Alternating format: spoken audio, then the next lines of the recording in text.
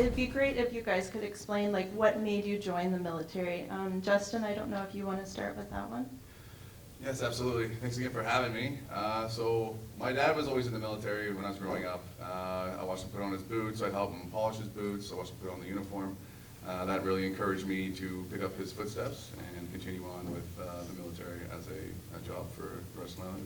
So here I am now. So way back in 1982, when I was 19, we did grade 13 when I was growing up, and you had to go in and sort of put down what university you wanted to go to. And my best friend, she just wanted to go to Royal Military College, and I was like, I'm not interested in that stuff. Are you kidding? Those guys go running in the morning, not my thing. Boot polishing, all of that, no. But back then, you handed in your application, like a piece of paper in pencil. I would like to go to Queen's or McMaster or Carleton. So that's what I put down on my piece of paper, and my friend came in to the guidance office as I was just about to hand in my piece of paper, and she says, Nishka, I put down Royal Military College as my first choice, and I thought, oh, what the heck. And so I erased the top one and wrote down Royal Military College and handed it in, and they pull you into the recruiting system.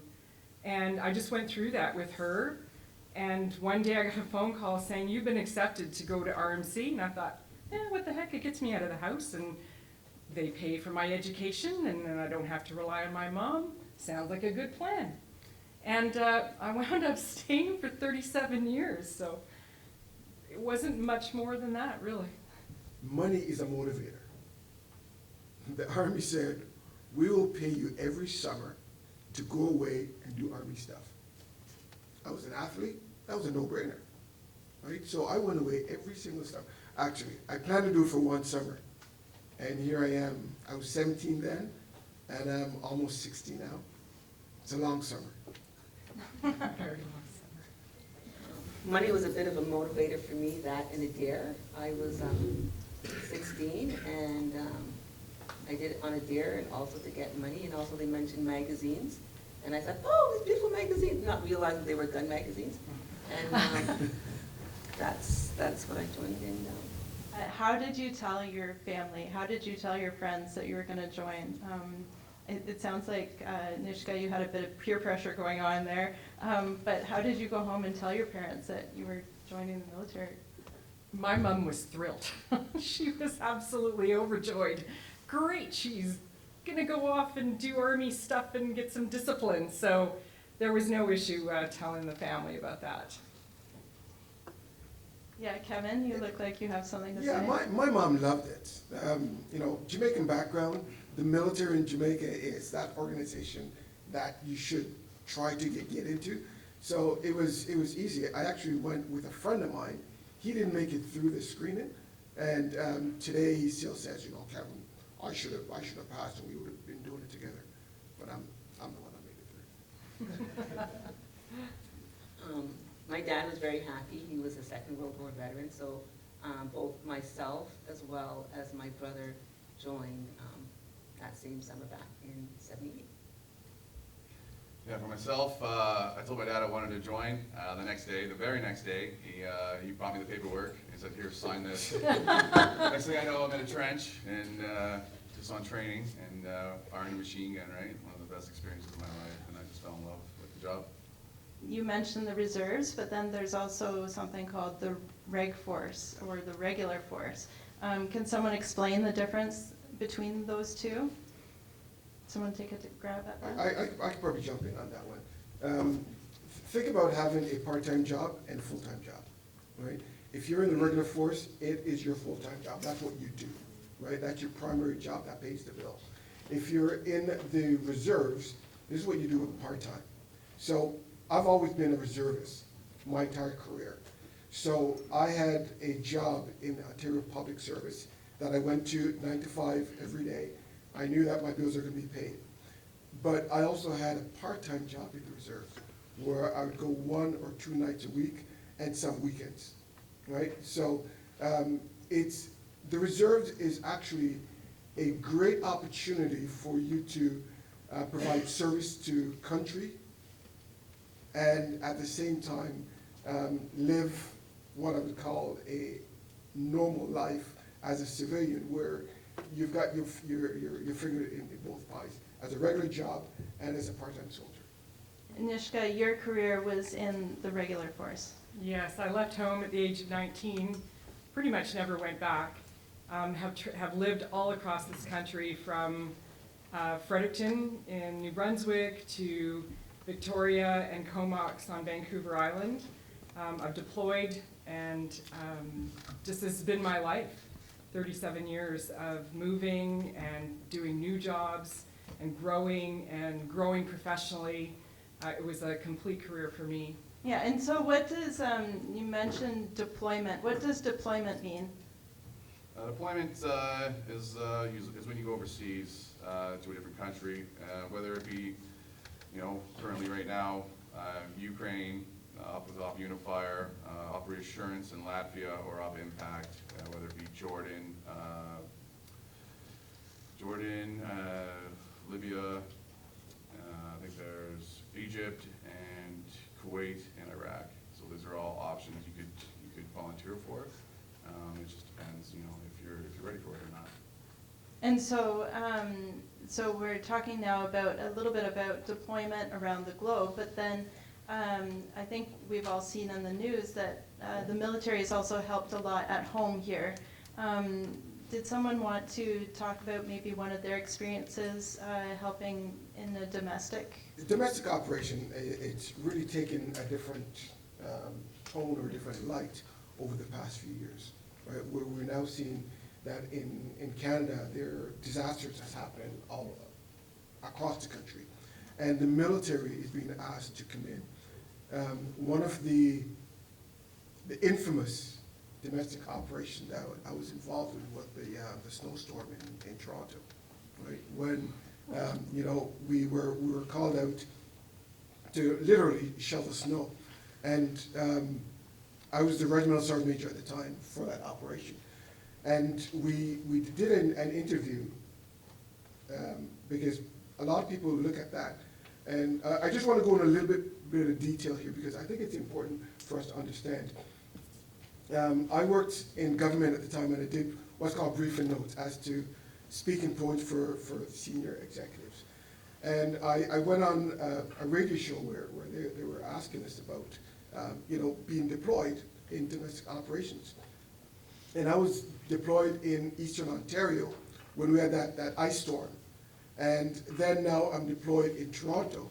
So the question was, how do you compare these? You're out there helping people, and then you're here shoveling snow. And the reality is, the answer I gave them is, in Eastern Ontario, we had individuals that had no electricity. We had individuals who had a lot of problems, right? And we had to help them out.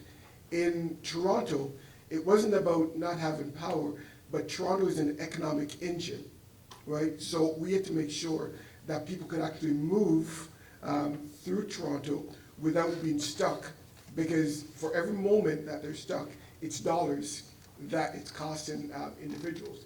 Whereas the individuals, I never really thought about that. So domestic operations allow us to help our own country.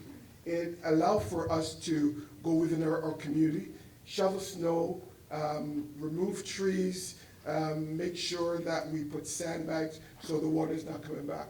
We're actually giving back to our country in a way that it allows Canadians to experience what other nations are experiencing from the Canadian forces. What might make it easier for you to understand is, how we have police forces and first responders. You all understand what they do, right? So the military is the backstop in our country for when things happen here at home, as Kevin was just saying. For example, out on the East Coast, Hurricane Fiona, you would have all heard about that, and there were people without power there for like 12 days. Can you imagine not being able to charge your phone for 12 days? Or heat your home, or cook your food? So the military were called in and you know why they do that? Because we're so well trained, and we come with all the necessary equipment, and we are self-sufficient. That's the fantastic thing about the military, is that we're We're that force of last resort, both at home and for when our government needs us to contribute on the world stage, to operations, to help with peace and security elsewhere around the world. There is nothing better than wearing Canada on your shoulder, like Justin has. I wore that on my shoulder for 37 years, and there's just nothing better than that. And actually, this it brings up an interesting question. So, Justin, today you're wearing a uniform, but this is just one of many uniforms that you would have, right? Yes. So, can you explain what this uniform is compared to your other uniforms that you would have? Absolutely. This is my DE uniform with medals on. You know, this is for big events like this, you know, being out here with you guys and just to demonstrate how professionally dressed we are, or can be. Another uniform we could wear is the CAD pad with beret, obviously. Yeah, it's just the two uniforms, and then obviously we have a PT kit as well for physical training. So in the morning, 7:30, you're doing PT, you got your unit colors on, it's like your school colors, and you represent, right? At Remembrance Day, if you know we civilians are there, how do we know if someone has served? Is there a way to tell? I'd say no. When you think about a veteran, what comes to mind? Anybody? Go ahead. So perhaps having had severe injuries? Yes? Anybody else? What do you think of when you think about a veteran? Yes? What do they look like in your mind? What's the image that comes to your mind? My grandparents, they served, but like, he has hearing problems now, so like, No, that's good to know. Most people, I think about somebody who's older, wearing a blazer with a crest and a bunch of medals, right? That's kind of what you think and what you see a lot on TV, or what you used to see. All four of us, well, Justin's still serving, so he's not yet a veteran. He will become a veteran someday, God willing. And but the three of us are, well, you're not a veteran, not yet. But Kathy and I are veterans. Right. And I don't like to think I look old, but I don't think either of us look old. The face, what I'm trying to say is the face of veterans is changing. The very first thing I did when I got out of the military, the day I handed in my ID card, which was a very difficult day for me, I got in my car and I drove to Service Ontario. And I said, I want me some veterans plates on my car. So I got the license plate with the poppy on it, because being a veteran is really important to me, and I identify as a veteran. Because I want people to understand that veterans look just like you. We come from all parts of Canadian society, and you can't just look at anybody and know whether they are or not. We're like exactly like everybody else. We come from the same families that you do.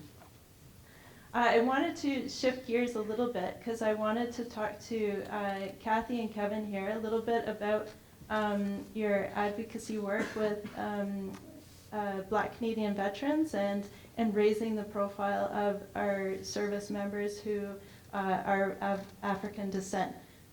Kathy, can you talk a little bit about how you started Legacy Voices Project and talk a little bit about Black Canadian veterans?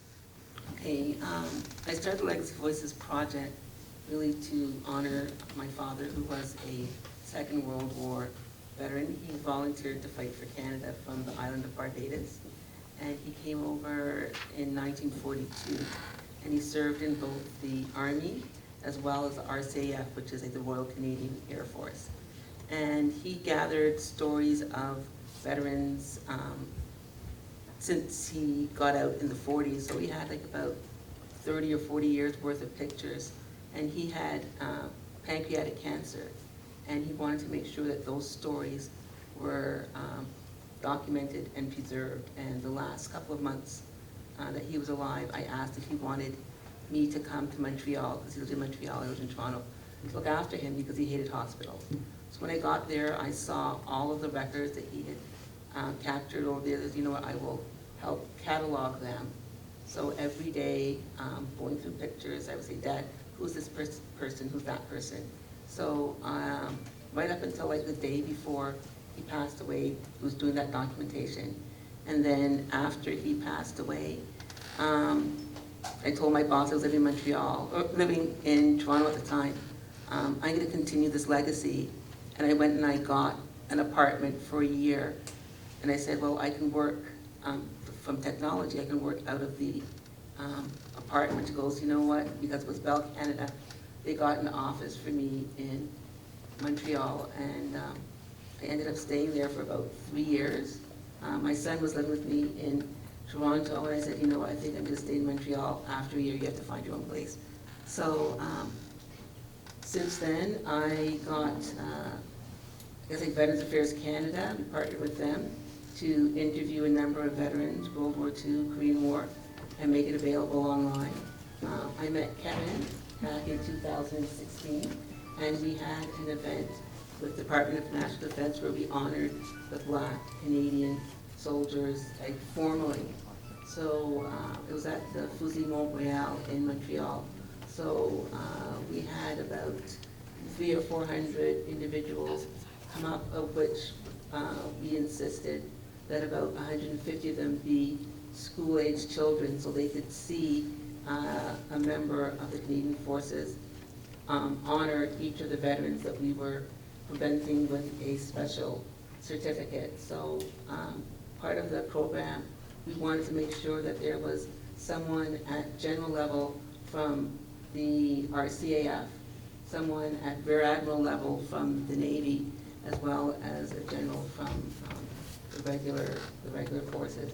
So a lot of these children were very proud to see these veterans being honored. They're veterans that came from across the country. And there was also a book called For My Country. And in the book, it listed number of members from the Black community.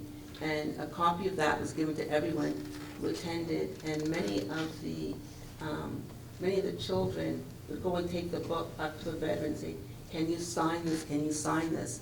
And they were very touched because they said, now we can tell our class that we served too. So there's a continuation of ensuring that these stories are being made publicly available. We started a Facebook page. We have like about 10,000 members that are currently on there, and teachers are saying that they were using it. But they said that their students couldn't because Facebook was not allowed in the class. So we got in contact with a principal, and we were able to create a website called Black Canadian Veteran Stories, and we've taken some of the interviews and pictures and images from the Facebook page and made it available publicly. And that's pretty much it. Just a passion, a promise I made to my dad that I kept. Kevin, you're the first Black regimental sergeant major of the Toronto Scottish Regiment, correct? Correct. And how did it feel to take on that role? The Queen Mom was the Colonel-in-Chief for our regiment. And when she passed, we did an interview on TV. And the question that was asked to me is, how do you feel now that the Queen Mom has passed? And my response was, as the regimental sergeant major, I embody the traditions, the customs of the regiment, and what the regiment feels, I feel, right? And as a Black man in a Scottish regiment, wearing a kilt, imagine me going to England, Scotland, and other areas, and they see me as the holder of traditions and customs of a Scottish regiment. It was challenging. Some of the conversations when people heard that the RSM of the Toronto Scottish is coming and they saw me, I don't think they expected me, but God bless them. We had a good conversation. So it was a challenge to face what people's opinion was, but it was also a privilege to be able to let them know that regardless of how I look, I hold that position and I am competent to do the job, right?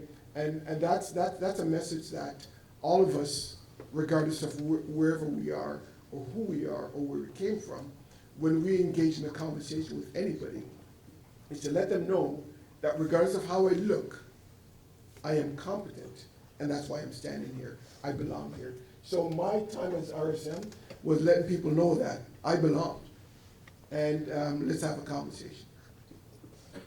Thanks, Kevin. And Nishka, I think that you're going to have something interesting to provide a perspective on, being the first woman to hold the position of Veterans Ombuds. Can you explain a little bit about what Veteran Ombuds and the Veterans Ombudsman's Office does, and what it was like coming into that role? Sure. So the word ombudsman is a weird word, right? Has anybody ever heard ombudsman before? Some yes, some no. It's a Swedish word, but what it's about is about fairness. Have any of you ever felt like deep in your gut, that's not fair? Have you felt that? You all know what that feeling is, right? So when you feel that way, you have recourse to an ombudsman, or I use the term ombud. I'm the ombud for veterans in all of Canada. So when veterans are seeking benefits and services from the Department of Veterans Affairs, which is a federal department that's designed and has as its mandate to help veterans once they retire from the military or from the RCMP. Sometimes when veterans are seeking services or benefits, they get an answer that makes them feel like, well, that's unfair. And so they can call my office and complain. And we will open their file and look into what was it that was fair or unfair and help them to resolve that. There are ombuds, more and more ombuds nowadays. Whenever there's a government service, or even in universities, you might find an ombud. But if you just want to remember that when you feel like you've been treated unfairly, you can go to the ombuds for whatever organization you're part of. So that's what I do.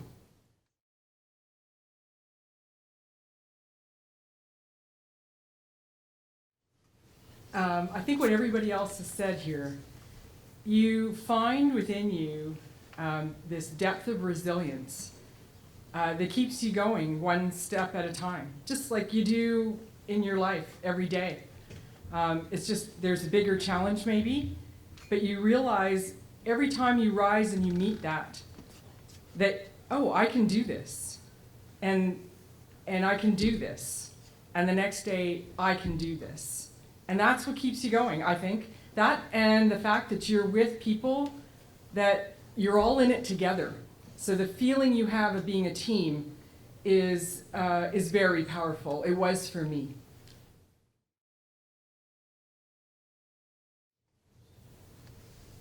Go ahead, Kevin.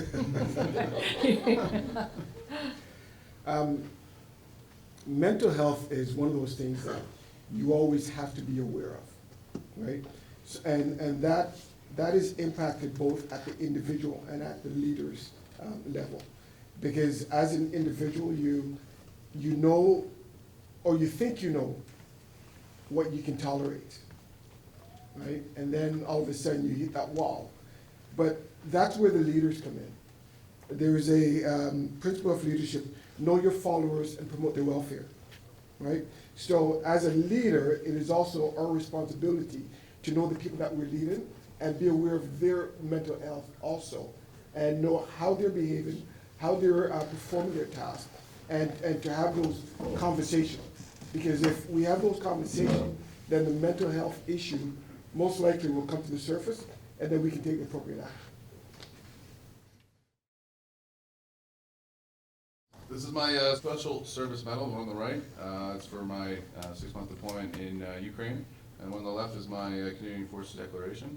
It's for serving 12 years in the Canadian Forces without any undetected crime.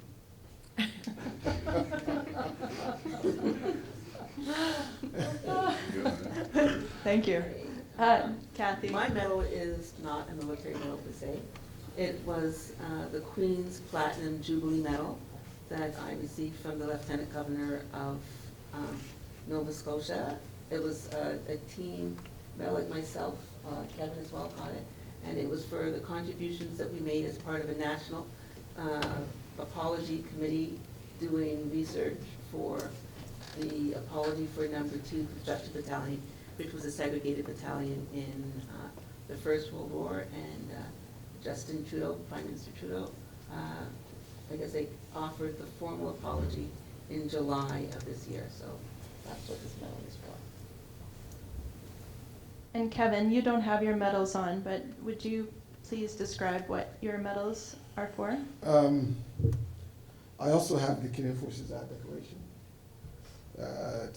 the Queen's Diamond Jubilee Medal, the deployment to Sierra Leone, where I spent 6 months, deployment to Jordan, and the similar Platinum Jubilee Medal and the Order of Military Merit. Which is what that little pin is right there. One of the highest decorations for military merit. I'm wearing the Canadian Forces decoration as well. With the 2 bars, mean each bar represents 10 years, so this shows that I have 32 years of service. I have 37, but the medal shows 32. This is a Southwest Asia Service Medal to represent the year I spent in Afghanistan. The bar shows that it was the second, I had 2 deployments back to back.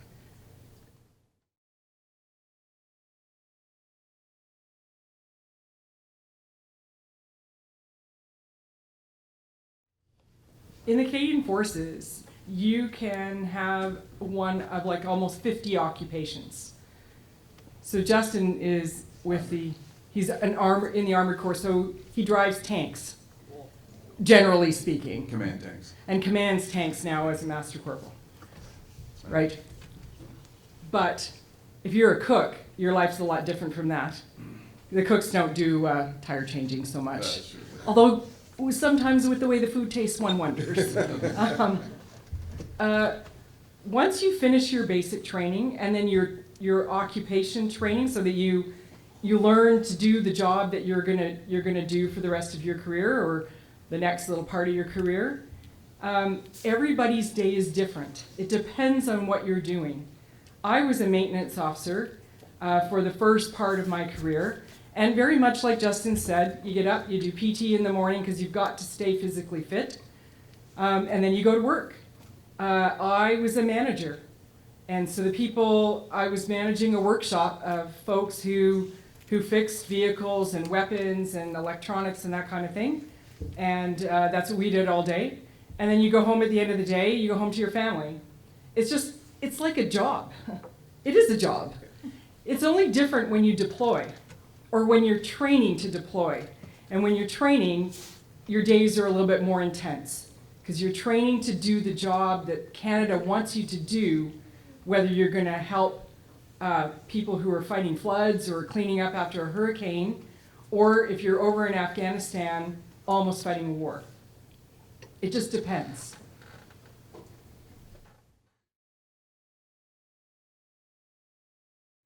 Well, homesick it's a challenging thing at times, and sometimes it's not brought on because you miss home, but because you're talking to somebody at home that's going through an issue, and if you were there, it would be different, right? So, you know, I remember being deployed, and my daughter was making a decision to go to university. And I was okay, I didn't have a problem. But now, that became an issue that I had to deal with. So I found a way that I could use technology to be able to support her at that time. So it's about looking at the situation. And this is also a message with you going through different challenges, right? You're at the stage in your life right now where you're gonna be facing those challenges, be it homesick, be it you know, not being able to go to school or being away from friends. The challenge is, how do you develop a process so that you can handle that? So I was able to develop a process that, regardless of whatever was going on, it's like a problem-solving, decision-making process, all right? If you have one of those down pat, then it doesn't matter what you're going through, you can always address that issue. The focus on family today is much, much stronger than it was when I joined. When I joined, it was, you know, if the Queen wanted you to have a wife, they would have issued you with one, was the joke back then. Today, it's not like that. Today, the Canadian Forces very much respects the strength of the family behind the uniform. So today, you have a lot more supports in place. When I deployed, I had a baby boy, a child of, he was only 5 when I left home for a year. And my husband was, you know, left to take care of my son for a year. And we have a military family resource center on the base. And he got great support from them for that whole year that I was away. So there's so much support today for families. It's incredible, way more than there was when I joined. So you can stay connected to your family as much as you want or don't want.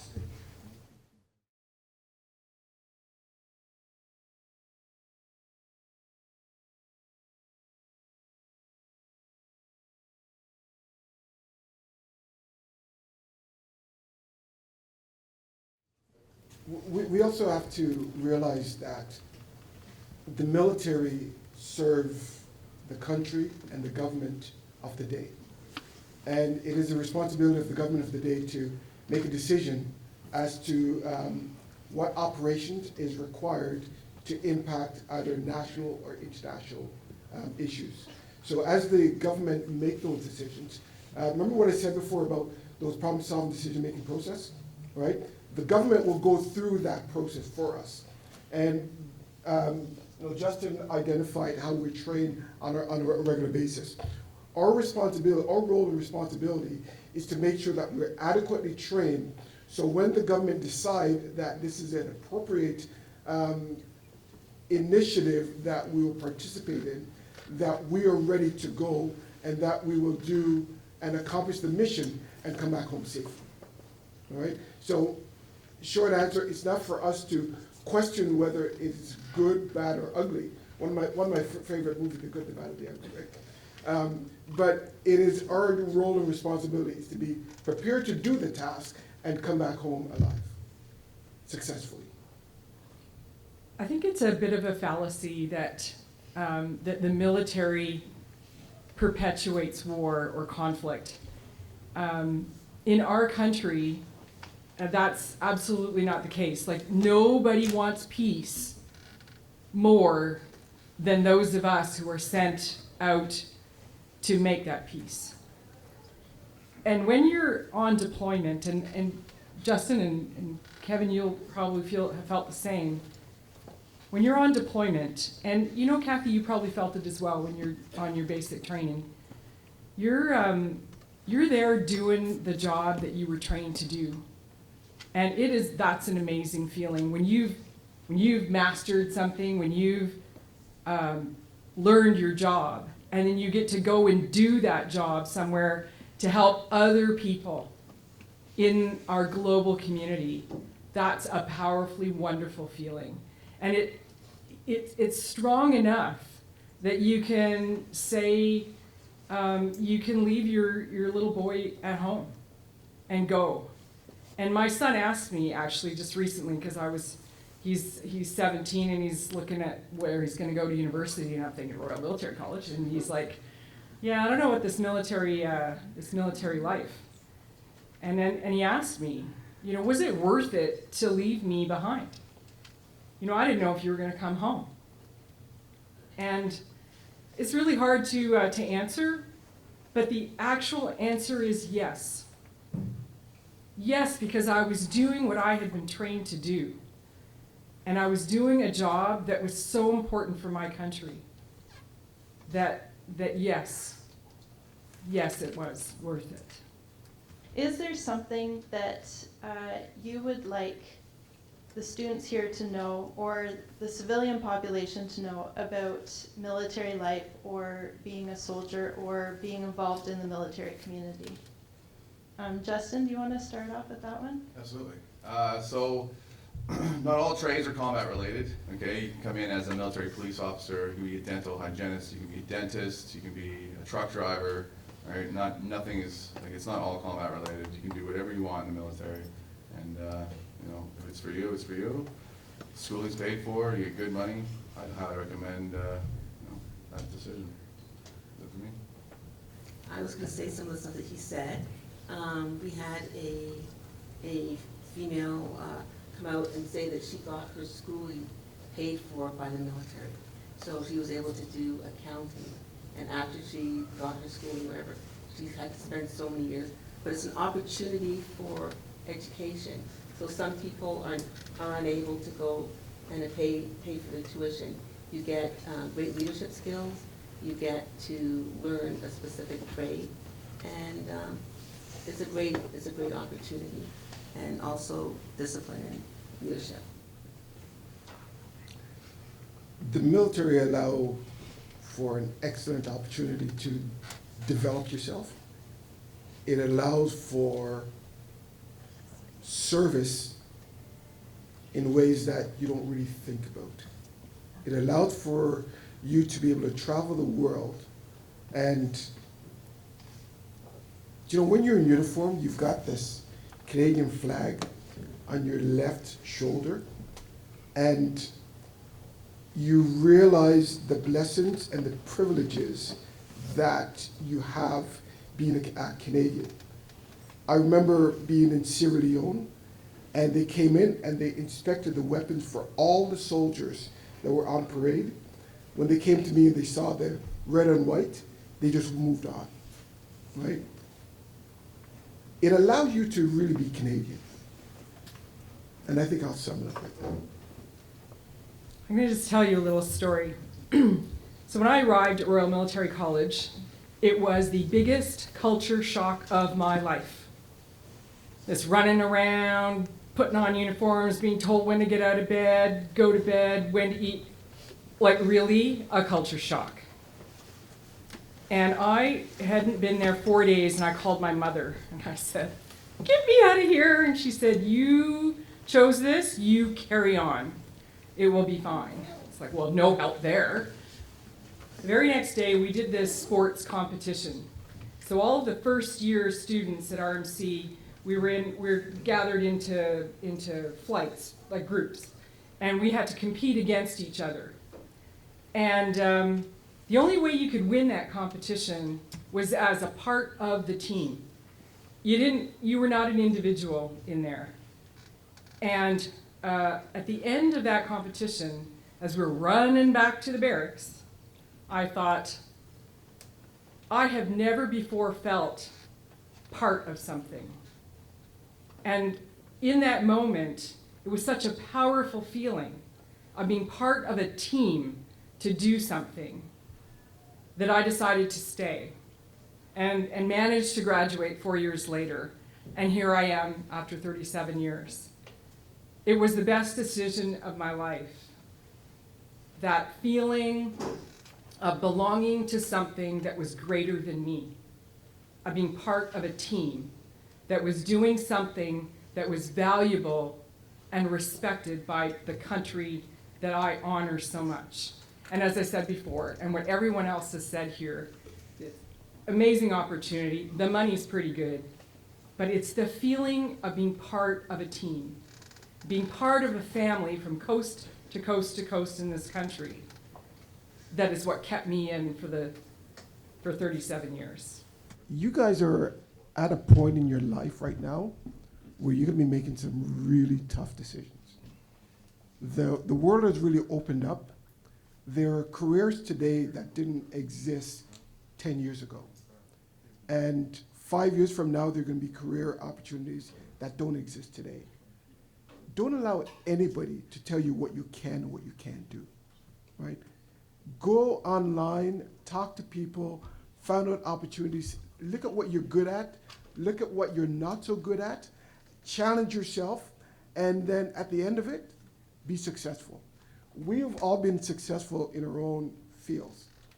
Allow our highest accomplishment to be your lowest standard, right? So you look at us, what we've done, consider that nothing. Make sure that you're doing something that is above us so that you also can change the game that's out there. I'd really like to extend a big thank you to all four of you for coming today and sharing your experiences, talking about what it was like. And thank you so much all for your service and your continued service to our country. Can we please give our panelists a big round of applause?